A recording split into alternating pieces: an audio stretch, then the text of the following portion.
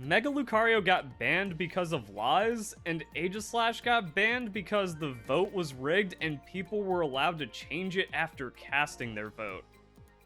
Bro. Welcome back, Wolfpack. Verlis here, and we are finally back on track with this crazy article detailing the ban logic for Smogon in Generation 6. We got a little distracted with a crazy Aegislash rabbit hole, and we also took a deep dive into Mega Lucario to see if that Pokemon should have been banned, but now we finally get to talk about Mega Kangaskhan and others. But before we do, I actually want to set the timeline for all of this stuff because that was missing in the first video of this series. And also, if you enjoy the video, don't forget to leave a like, share with your friends, comment your thoughts down below.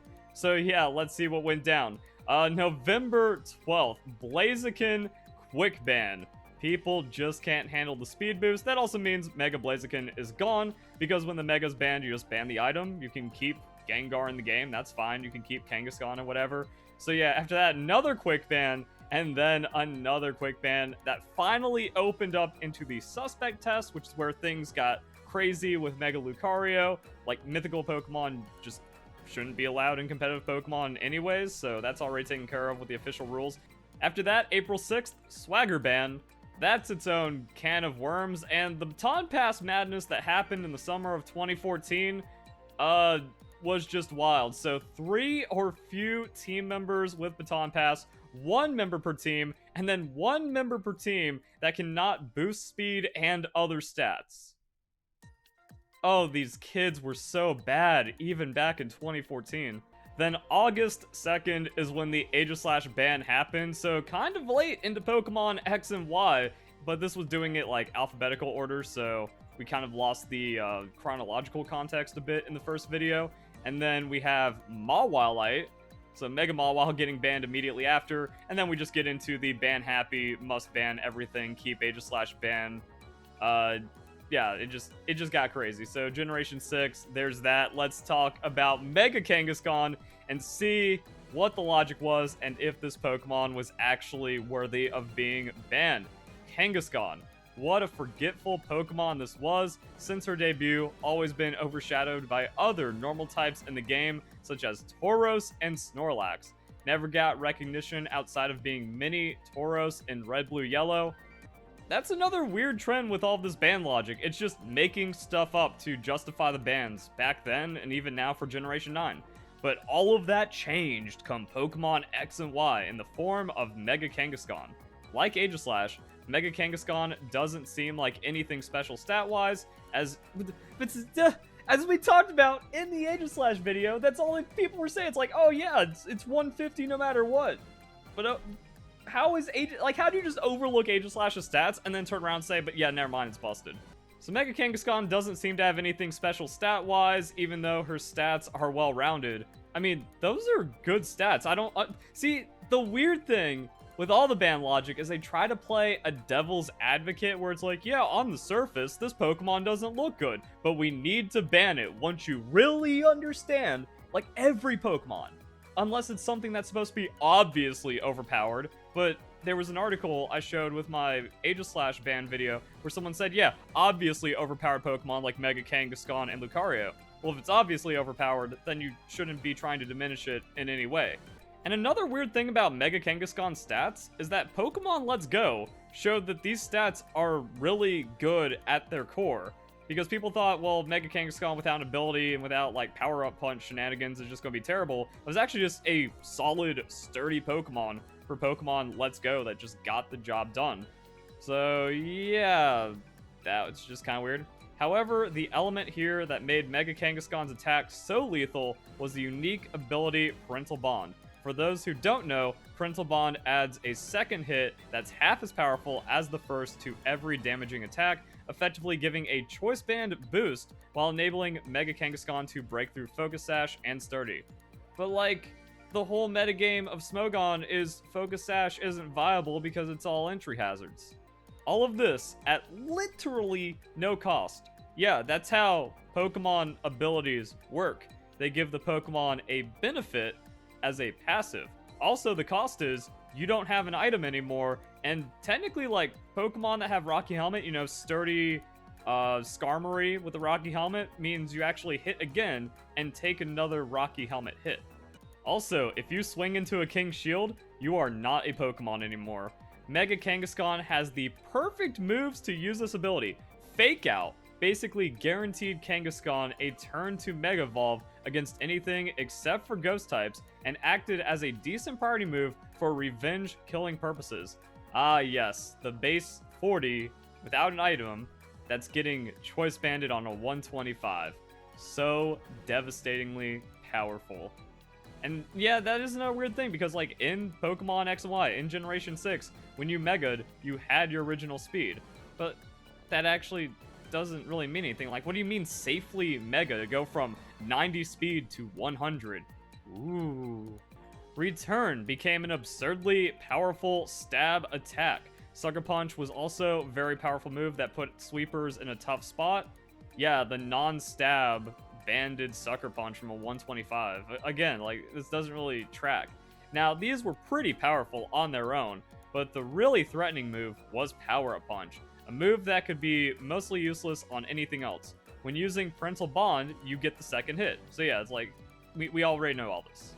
This made walling Mega Kangaskhan that much harder, as she could weaken the wall with Power Up Punch, get +2 in the mix, and then use the already ridiculously powerful Return to the point where even Hippowdon will still be 2-hit KO'd.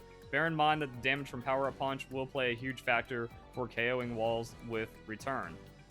Yeah, the 40 base power non-stab move. Ooh, that's... Okay, like, he gets the +1 and then hits again and then, like, has extra damage.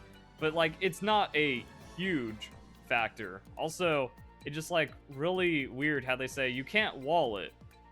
Okay, so then you just, like, actually play balanced into it. Like, a Bruisery Pokemon will just do significant damage to the Kangaskhan. Actually fight it. But no. Were Smogon kids that bad? Like, was it actually just all stall in Generation 6 and earlier? That actually feels about right when I remember playing in the high ladder for OU. That it's just, like, since they didn't know how to play the game, they couldn't be cerebral about it. So it's really just, like, crutching stall. That's it. Anything that threatened that needed to be removed, which was also an argument for Mega Lucario I touched on in the previous video that we can also talk about again. But as powerful as Mega Kangaskhan was, some people still defended this monster, claiming that it wasn't broken. Because it wasn't. Their only argument, that's just another lie in the ban logic, awesome, was the fact that Parental Bond was easily punishable by Rocky Helmet, Iron Barbs, Rough Skin, and it wasn't exactly a poor argument. But there were many more arguments as well, that as we've been kind of mocking, the initial damage isn't even that crazy, and the big thing is, you have to use your Mega. If you go Mega Kangaskhan, then you don't have a Mega Lucario, you don't have a Mega Mawile, you don't have Mega Gyarados, you don't have Mega Venusaur, you don't have your Mega anymore! That's a pretty significant drawback! With a single attack on Rocky Helmet variants of Garchomp and Ferrothorn, Mega Kangaskhan would lose over half its health, which would very quickly kill a reckless player's Mega Kangaskhan. So you switch into the weak Power Up Punch, and then you lose half a Mega. Yeah, this thing doesn't sound that crazy. Wait, here it is. This was good and all, but it put a huge strain on the team building process. Centralizing, even though everyone's running Ferrothorn already because it's Generation 6, and Rocky Helmet Garchomp isn't uncommon, or other Rocky Helmet Pokemon, gotta ban it, you know? The common Pokemon already on a lot of teams hinders the team building process, or finding other ways to play around and grind through the Mega Kangaskhan with alternative win conditions. You burn this thing back when burn did 1/8 of a Pokemon's health each turn, and it doesn't get off the ground because the damage isn't there. Also, that means, like, status play works around the Sucker Punch. Ignore the fan in the background. It's summer. It's hot. This is post-recording. But I forgot to mention, it's also really weird that Mega Kangaskhan wasn't unbanned with all the Megas introduced in Omega Ruby and Alpha Sapphire. Mega Kangaskhan isn't a Pokemon while Mega Sableye exists, and a big argument that people just kept, like, NPC regurgitating throughout the entire history of, like, Mega's Pokemon being banned was Mega Kangaskhan has no counters. Again, because they give it every possible moveset and EV spread and stuff like that. And this post even mentions some of the counters to Mega Kangaskhan, but then it became over-centralizing because it reduces team building. The arguments were always rigged, and the Pokemon were never unbanned because no fault could be admitted by the god tier elite Smogon players that just know better than you. And you can also use Iron Defense Pokemon or like other defensive setup. But it's weird, like Smogon only believed in stall, but they didn't believe in tank setup, and that's why they got ran over. Also, I guess fighting type Pokemon don't exist. You just have a faster fighting type Pokemon, and then Mega Kangaskhan is going to eat a super effective hit and probably already be chipped because it has to set up the power-up punch. Bro, we're just getting back into the same arguments I was making in 2014 as to why the ban logic is so faulty. So let's just say, first it has to be a neutral game state, because Smogon just starts adding in all these things where it's like, well, after Stealth Rocks, okay, but what did that player give up for Stealth Rocks? Because now they're at a disadvantage, so they're earning some of that back through tempo. That's how the game works. Also, outside of turn 1, Kangaskhan is not neutrally going to be on the field. It has to like switch in and take a minor hit, or it also has to be rewarded. Like maybe there's a prediction, oh, the opponent's going to switch into something, so I'm going to switch as well into Mega Kangaskhan. Well, then that means the Mega Kangaskhan player should be rewarded for that prediction. It's not Mega Kangaskhan's power, it's any Pokemon taking advantage of that. Or there's the most common scenario a Pokemon is coming in, and that's Revenge. So that means the Mega Kangaskhan player is at a disadvantage, using their Mega to now have a threat on the field. So if it takes out a Pokemon, then that means the game state is neutral, but the opponent has a little bit of advantage to bring in a proper Revenge Pokemon. This is the exact same thing I said debunking the Mega Kangaskhan ban almost a decade ago. It's actually kind of crazy that I was tapped in back then. So let's say neutral game state, Kangaskhan needs to set up with power-up punches, takes a hit because that's how you trade, so Kangaskhan does have vulnerability inside of that setup, and then it Sucker Punch KOs because like Fake Out, Power-Up Punch, Sucker Punch, but then Return, that's not a good move set either. And a lot of Pokemon are just going to survive the Fake Out, Power-Up Punch, so whatever. There was a trade. Maybe even to KO. Like, Fake Out hits, you outspeed it, you dab on it a little bit, do half its health, Power-Up Punch comes through, you get KO'd, but now it's their Mega Pokemon at half health, and you have the Revenge scenario where you just bring in a fighting type Pokemon, or you bring in your Rocky Helmet Pokemon. If Mega Kangaskhan switches out, that means it's just at half health and it doesn't have the boost anymore, so it needs to trade again to set up, and then that means the Pokemon coming in is going to take a hit, so eventually it just neutralizes. Like, Kangaskhan can kind of just be a good little brawling Pokemon, but in a real Pokemon battle, which is never acknowledged in any of these like hypotheticals to force a ban onto something, it just plays out differently, and that's kind of goes back to what I was talking about in the Aegislash video. There was that forum post where people said, I'm concerned when people say they don't have problems with other Pokemon. And then like the overall summary is, okay, that means you have the skill issue, because if a lot of players aren't having a problem with that Pokemon, that means they're like team building properly and they're playing around it as they should, instead of just getting rolled over and instead of adapting their team, developing the meta, playing different, or having like better gameplay and just being a more skilled player, Smogon players cry about it. This was also one of the arguments I made. I was like, yeah, I don't have a problem with Mega Kangaskhan or any of the things that Smogon wants to ban or has banned. That just means I'm a better player. My team building is good, my strategy and win condition playthrough is also good, and then I just play the game. Like, okay, cool, maybe Kangaskhan gets up 2 Pokemon sometimes. I find a way to bring it back because I can understand the game states, try to get tempo, or play for that neutrality, or trade. Let them get that Pokemon, come back and Revenge properly. Get more out of my Mega, or maybe sometimes I just lose to the Kangaskhan, but you lose to anything in this game. You can get chumped by the dumbest things if you're just not ready for it and it sets up on you. And that's kind of another thing, like the ban logic for Mega Lucario getting banned is like 1 Swords Dance and it's over. Well, you gave Mega Lucario the Swords Dance, but also 1 Shell Smash has ended many Pokemon games. But no, apparently the strain on the team building process is you need 2 Rocky Helmet Pokemon to comfortably take on Mega Kangaskhan.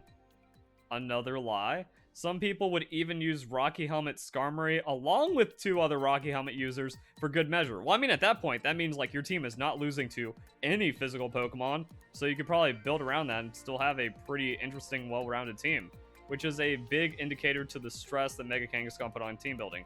Except not. That just sounds like crutching.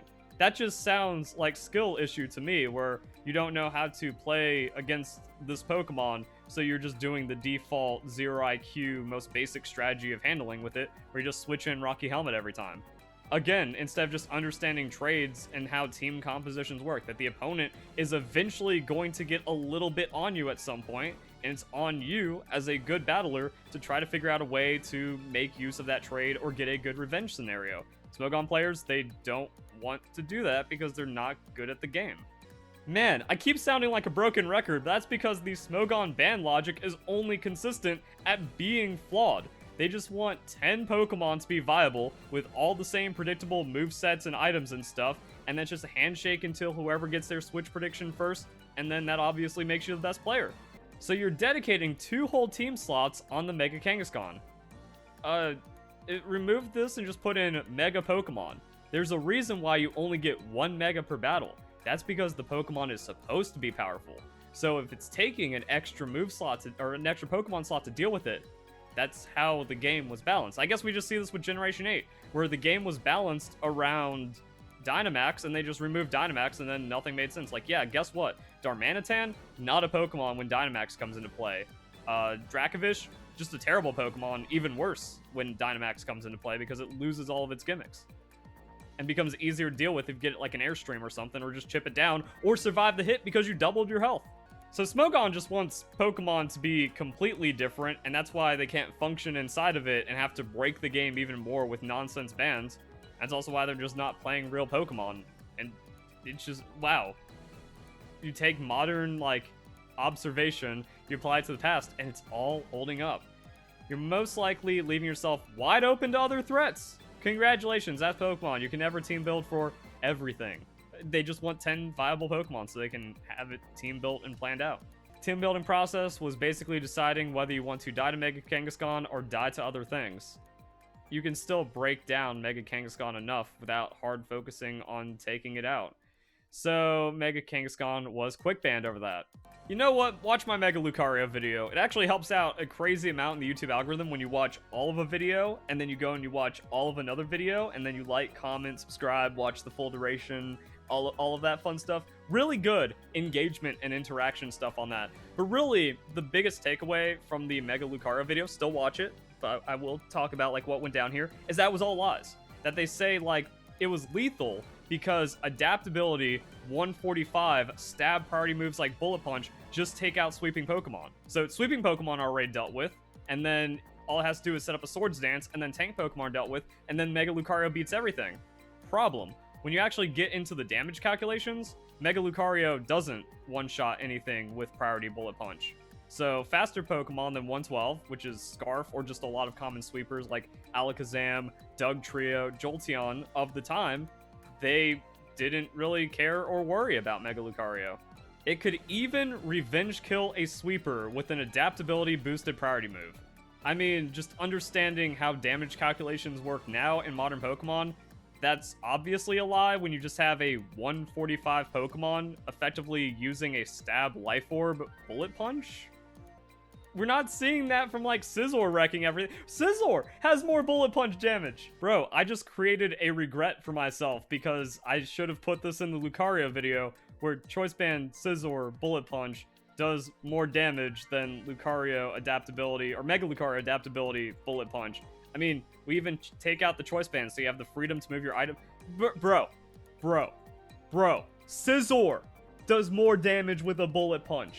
So the argument was that Mega Lucario gets dealt with by balanced or offensive teams, and then they call it invalid over a lie that you can easily show with damage calculations. The Smogon Ban History is completely fraudulent, and that's why I have to be cancelled and defamed because the truth is too powerful, and I'm the only one with enough integrity to actually put it out there, because every other PokeTuber is fraudulent and they just want the popular opinion, so all these NPCs agree with them with their lies.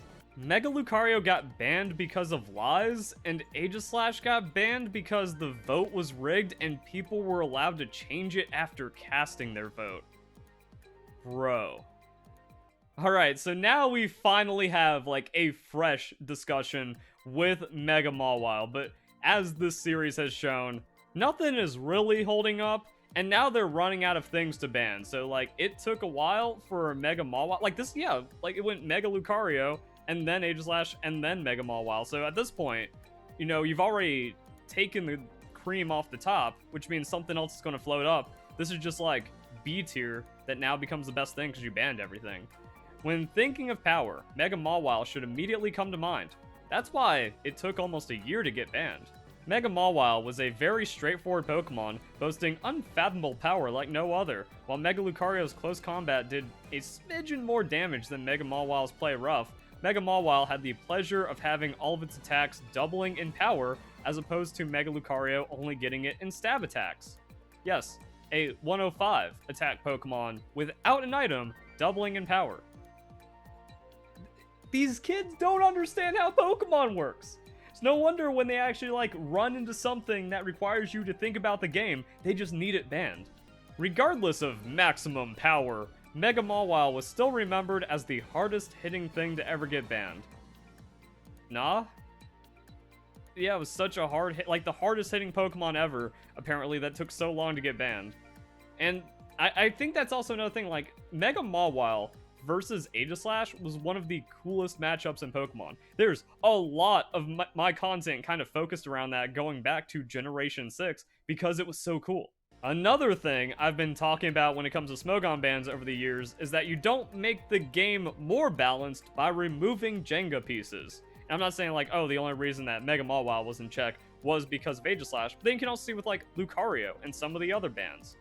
But the thing is, Mawile could be dealt with in other ways, that it's going to be weak to fire and ground, which was very common at the time, and it's one of the slowest things to ever exist, so all it has is a non-stab, non-item boosted Sucker Punch to throw your way, and it has to give up something for the Swords Dance turn.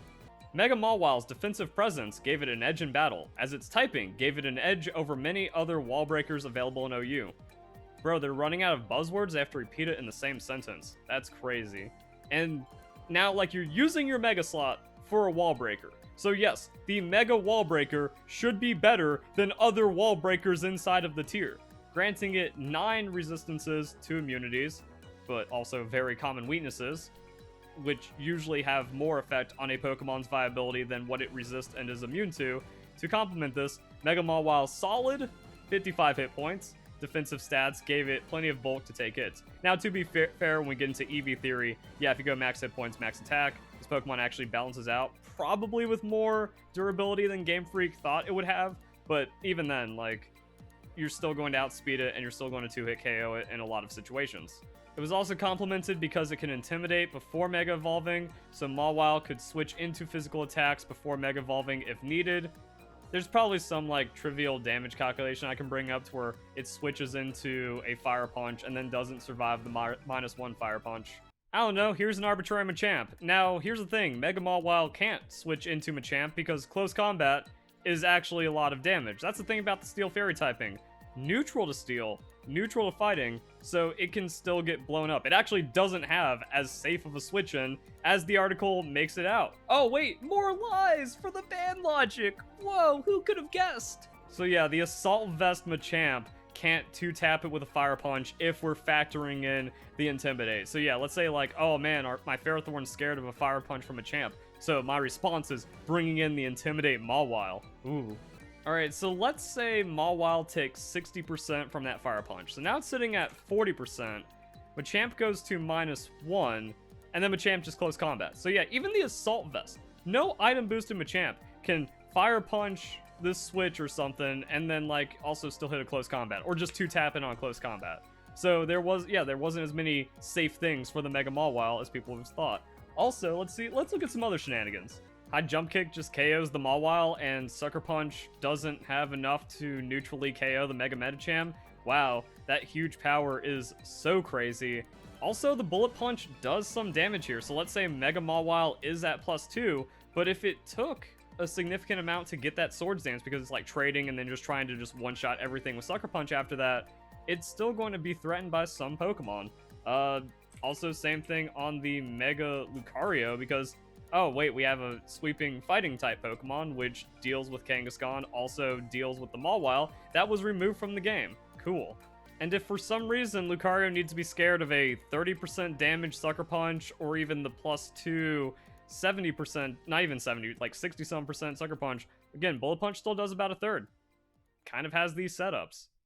Close combat, 90% to 106%. And again, this being the one and only Mega you get for the battle. So using 1.5 or 2 Pokemon take it out just kind of gets into how Generation 6 played out. You need to get more value out of your Mega. If you do, the chances of winning significantly go up because that's how gimmicks work for a generation.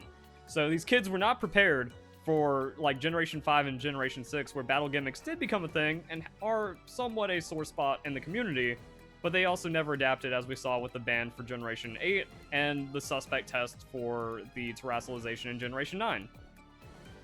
Okay, so this is a lie, but these points paled in comparison to huge power granting Mega Mawile unbelievable power that rivaled that of Mega Lucario. While Mega Lucario had much more speed and could be physical or special, here we go. Here's the devil's advocate that means nothing. That also like just kind of shows, wait, then yeah, we shouldn't be banning it. Why are you putting the weaknesses in here when it actually shows there's more weaknesses than strengths? Mega Mawile was a threat in the sense it almost always lands an attack at least once in a battle thanks to its great bulk. That's right, guys, it gets one attack before getting KO'd, and it's a big hit, so you better watch out. Not like 1-for-1 plus Pokemon have ever existed before or since. This made approaching Mega Mawile a very strenuous task. I mean, we showed the neutral Sucker Punch onto the Metachamp, and it was fine. As very few Pokemon could actually switch into Mega Mawile and live to tell the tale. Now, more hypocrisy and nonsense. Aegislash needs to be banned because there's too many 50-50s in the game. But if Mega Mawile predicted the switch and then didn't get resisted into the Pokemon trying to tank it out, that's just raw skill prediction, not a 50-50. It's like, yeah, you can predict what Mega Mawile is going to do, go into like a Steel-type Pokemon, and then Mega Mawile doesn't have a hit onto it. Intimidate from Gyarados, so like bulky Gyarados kind of removes some options as well. Did Poison-type Pokemon just not exist in Generation 6? I feel like Weezing checks this thing, or actually even counters it, because if you get a Will-O-Wisp onto Mega Mawile, it ceases to exist as a Pokemon. Yeah, look at that. Play Rough is a 4-hit KO. Will-O-Wisp means Sucker Punch is like not going off first, even if it's at a +2. Like you can switch in during the Swords Dance turn, and then you also have the outspeed Will-O-Wisp, so then its attack gets cut back in half with the burn, and then it's taking an 1/8, and then you just are fine. And Weezing was just like a used, tanky, kind of weird, stally Pokemon, so you're not even screwing up your team building, and this probably also deals with other common threats. Whoa! We're playing Pokemon, and it's Levitate, so Lucario can't Earthquake it either. Bro, was Weezing the truth back in Generation 6 that no one refused, where it's just like, yeah, every physical Pokemon folds to Weezing. Maybe that's why you actually saw it a decent amount of times, to where physical Aegislash, Lucario, Kangaskhan, Mawile got nothing on Weezing. You got Stockpile, Pain Split actually wasn't a tutor move, so you just had that in Pokemon X and Y when Mawile got banned, Will-O-Wisp, and then like a Sludge Bomb. So I mean, like, it is annoying when you have to Will-O-Wisp and just kind of sit there and stare at the Mawile for a bit. If you get a couple Stockpiles, maybe a Pain Split keeping you around a third or something by the time all this plays out. Next Pokemon comes in, take the hit, Pain Split, boom, you're back up to 60%. Black Sludge also healing you up and being just good sustain overall. You Will-O-Wisp them, you Sludge Bomb them, maybe got like something else to deal, and then you're just winning the game. So even if you somehow managed to safely bring in a Pokemon, there was the chance that the Pokemon at hand wouldn't have the power to KO and then would have to take a hit, or Mega Mawile would Sucker Punch the hasty player. But taking a hit wasn't the only thing that players didn't want happening during a switch. Swords Dance was all it took to cleanly plow through a team. Except for fighting type moves. Or fairies, even. Fairies have a hard time like hitting into Steel Fairy, but like Sucker Punch isn't KOing you at that point. So a fairy type Pokemon with like hidden power, Specs hidden power, fire could be pretty good. And then it's the classic elitism and demeaning of players. You know, we see this with the Lucario. If I told you that people actually defended this thing, you'd think I was lying. That guy that said, oh yeah, Lucario and Kangaskhan so blatantly overpowered that when people say they didn't have a problem with it, that's just concerning to see. So despite the insane power that Mega Mawile boasted, there were those that opposed a ban. Some people used Mega Mawile's exploitable weaknesses to fire and ground type moves, and there were plenty of Pokemon that could OHKO it. once again, devil's advocate saying, wait, this thing didn't need to be banned. And as we talked about, there's strong neutral move options that make it to where Mega Mawile isn't always going to take off in a Pokemon battle against a balanced team build, which Smogon players are too unskilled to do. However, actually bringing in such a Pokemon usually meant that something already died. Yes, this is how revenge situations work inside of Pokemon. Also, it cost their Mega to do that. Again, Smogon players just want to switch their stall teams indefinitely until they get this double switch prediction, which gives them enough of an advantage to then, like, just kind of hold on to for the battle. What do you mean there's sweeping Pokemon that punish my switch with a Swords Dance or just have too much damage to reliably switch into? It's also why I've been the best player in competitive Pokemon since like Generation 4, because I caught on really early to setup tanks being the best way of playing Pokemon until schizophrenic Japanese players have been like quadruple anti-stall now and the game's a complete mess. But back in Generation 6, anti-stalling wasn't really a thing, and I was one of the only people that was playing setup tanks and just hard winning games with that because, okay, you go Stealth Rocks because you're just default bad player. Well, I get a Stockpile, or I get Iron Defense, or I get a Calm Mind, or something like that. I've kind of already won the game on the spot unless you have a Whirlwind or a Haze, and that was uncommon back then. And then if they try to set up even more, like, I don't care. Also, if I have to switch, I'm switching into a tank that doesn't care about Stockpile and will eventually shrug it off. And since Smogon players want to remove power from the game, they're generally not dealing with it, so they don't have enough power to take out tanks and then just set up and win. Whatever. These were moot points. Ah yes, a Pokemon that could be one-hit KO'd, easily revenged, or chipped away. Just arbitrarily moot point, thrown away. No, no, no. We can't have those pesky facts in our lying ban logic.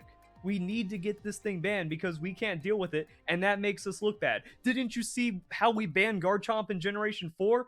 Get with it. You don't understand how Smogon works.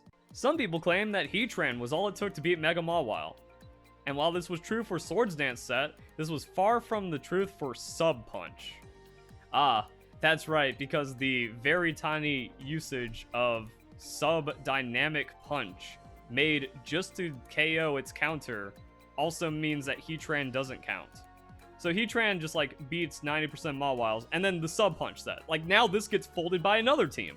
Once again, like Smogon players, they just want one predictable move set for every Pokemon, unless it's Pokemon they want to ban, in which case it has 700 EVs, 3 natures, 20 different moves, and counters everything in the game. So the Swords Dance set that runs over teams and makes Mawile an impossible threat to deal with, that gets countered by a single common Pokemon in the metagame, and then has to be swapped out for just a garbage set that also needs to play it perfectly. You have to sub immediately on the Mawile, predicting the immediate switch into Heatran. But what if they don't switch into Heatran? Again, that's just the whole Smogon. We understand the perfect switch at all times, therefore your argument is invalid, unless it comes to Aegislash using King Shield, in which case it's just arbitrary. But if you just set up a sub on a 50 base speed Pokemon into an offensive Pokemon, you just lost 25% of your health, and now you're actually in a wider KO range without anything having to happen. And you didn't get your Swords Dance or anything like that. So you're using your Mega Slot to lure a single Pokemon, so you trade Heatran, but that also means Heatran's outspeeding, breaking your sub, getting KO'd by a Focus Punch, and now Mawile's at 75% health in a revenge situation, and that's 1 for 1. It's actually insane that they dismiss an argument because it's a revenge situation, since the rest of the battle, or the rest of that next turn hasn't even played out yet, to where it's like, okay, this is where you equalize, because now you can bring in the Pokemon to stop the opposing Pokemon. And if apparently Mawile always has the perfect set to deal with the switch-in threat, then that means the Pokemon coming in for revenge also has the perfect set to deal with whatever Mawile switches out into. Switch out the Mawile, that Pokemon gets KO'd, and even though Mawile is this strong ban threat, it cost a Mega and 25% health for the game to equalize. Now it's a 5v5. And the Mawile players actually had disadvantage, because Mawile isn't that crazy. Can't have those pesky arguments, no sir. No game sense allowed when it comes to Smogon ban logic. So next we have Greninja, but then we get into Oras, and that kind of like just makes sense to be its own video.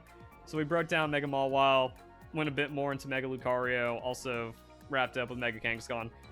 So that's the XY ban shenanigans. Didn't talk about like Swagger and Baton Pass, which, nah, don't have the mental for that. But man, that's just crazy. All the logic is just like straight up lying or arbitrarily dismisses the points. We are seeing the like social media derangement, refusal to be proven wrong back in 2014. Emotion-based arguments destroying Pokemon before it destroyed society. Based. Hope you guys enjoyed the video. Hope you all have a nice day. Thank you very much for watching.